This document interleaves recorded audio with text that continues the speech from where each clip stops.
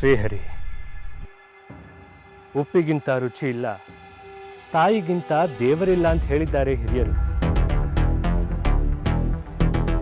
ತನಗೆಷ್ಟೇ ಕಷ್ಟ ಬಂದರೂ ತಾಯಿ ಆದವಳು ತನ್ನ ಮಕ್ಕಳಿಗೋಸ್ಕರ ಊಟ ಬಿಡುತ್ತಾಳೆ, ನಿದ್ದೆ ಬಿಡುತ್ತಾಳೆ.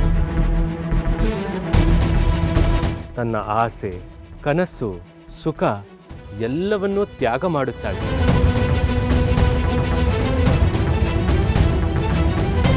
ಜೀವ ಕೊಟ್ಟ ತಾಯಿಯ ಸಾವನ್ನು ಬಯಸುವುದು ದುಷ್ಟತನದ ಪರಮಾವಧಿ. ಹೌದು ಬುದ್ಧಿ, ಒಪ್ಕೋತೀನಿ.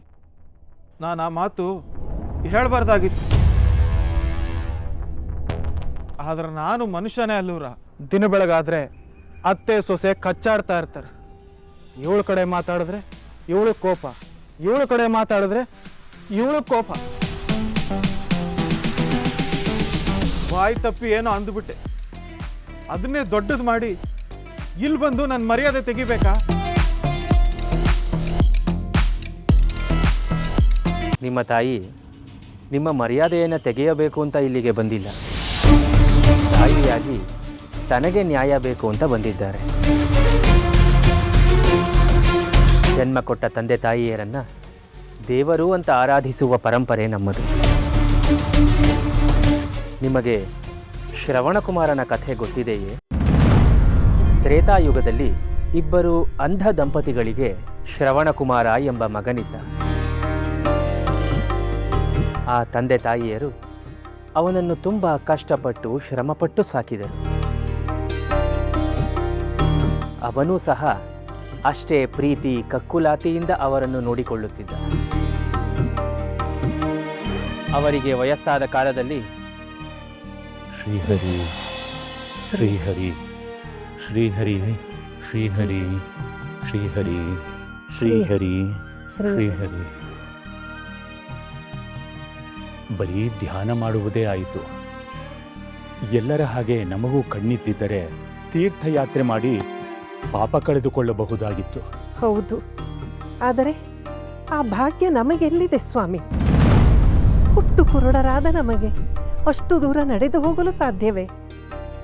ಕುಳಿತಲ್ಲೇ ಧ್ಯಾನ ಮಾಡಿ ಮಣ್ಣಾಗಬೇಕು ಅಷ್ಟೇ.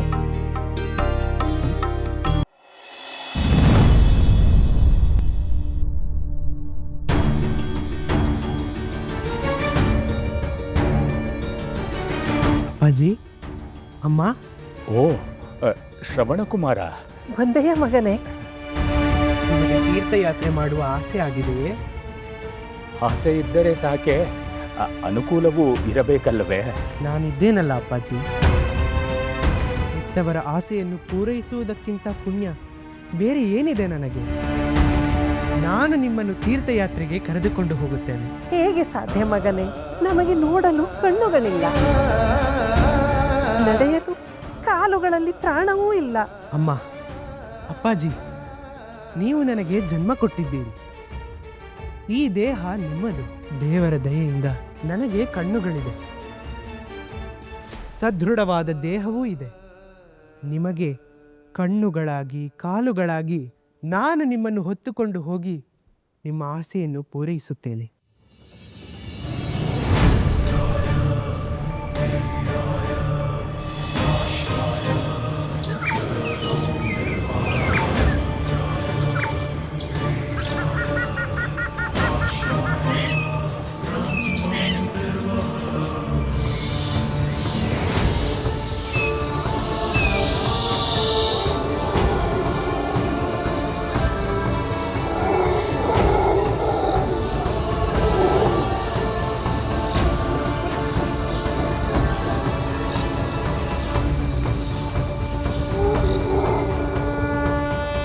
ಮಗು, ಕಣ್ಣು ಕಾಣದ ನಮ್ಮನ್ನು ಹೀಗೆ ಬುಟ್ಟಿಯಲ್ಲಿ ಹೊತ್ತುಕೊಂಡು ಪುಣ್ಯಕ್ಷೇತ್ರಗಳನ್ನು ಸುತ್ತಿಸುತ್ತಿದ್ದೀಯ.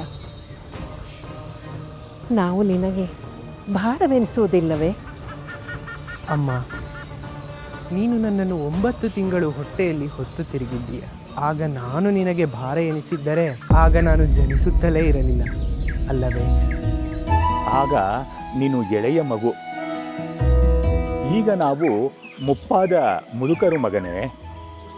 ಅಪ್ಪಾಜಿ, ನಾನು ಬಾಲಕನಾಗಿದ್ದಾಗ ಎಷ್ಟೋ ಬಾರಿ ನನ್ನನ್ನು ಹೆಗಲ ಮೇಲೆ ಹೊತ್ತು ನಡೆದಿಲ್ಲವೇ ನೀವು?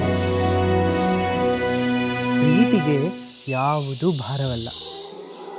ಕಣ್ಣುಗಳಿಲ್ಲದ ನೀವು ನನ್ನನ್ನು ಅದೆಷ್ಟು ಪ್ರೀತಿಸುತ್ತಿದ್ದೀರಿ, ನನಗಾಗಿ ಅದೆಷ್ಟು ಕಷ್ಟಪಟ್ಟಿದ್ದೀರಿ. ಅದನ್ನು ನಾನು ಮರೆಯಲಾಗುವುದೇ ಅಪ್ಪಾಜಿ?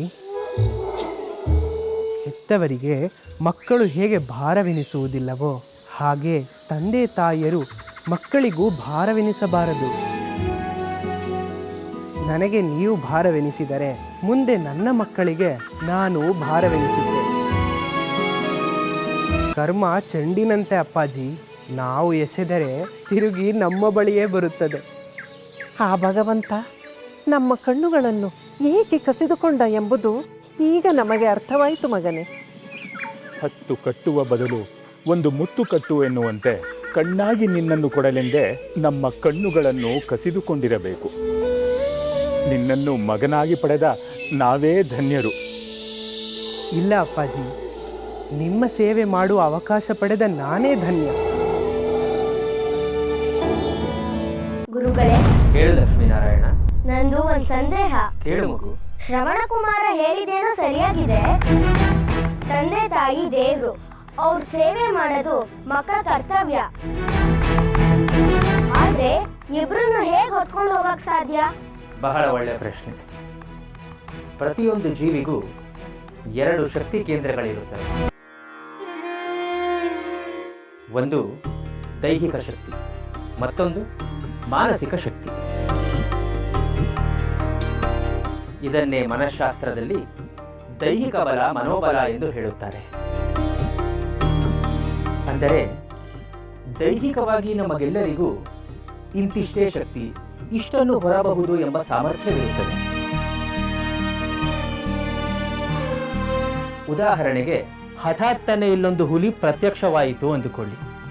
ಆಗ ನಮ್ಮಲ್ಲೆಲ್ಲ ಜೀವಭಯ ಮೂಡಿ ಮನೋಬಲ ಜಾಗೃತವಾಗುತ್ತದೆ. 1ಕ್ಕೆ 2ರಷ್ಟು ಶಕ್ತಿ ಸಂಚಯವಾಗಿ ಎಲ್ಲರೂ ಎದ್ದು ಬಿದ್ದು ಓಡಲಾರಂಭಿಸುತ್ತಾರೆ. ಹಾಗೆ ಮನಸ್ಸಿನಲ್ಲಿ ಏನಾದರೂ ಮಾಡಲೇಬೇಕೆಂಬ ಹಠ ಛಲ ಬಂದರೆ ಮನೋಶಕ್ತಿ ಜಾಗೃತಗೊಂಡು ದೈಹಿಕ ಶಕ್ತಿಯನ್ನು ದ್ವಿಗುಣಗೊಳಿಸುತ್ತದೆ. ಶ್ರವಣಕುಮಾರನಲ್ಲಿ ಜಾಗೃತಗೊಂಡದ್ದು ಇದೇ ಶಕ್ತಿ.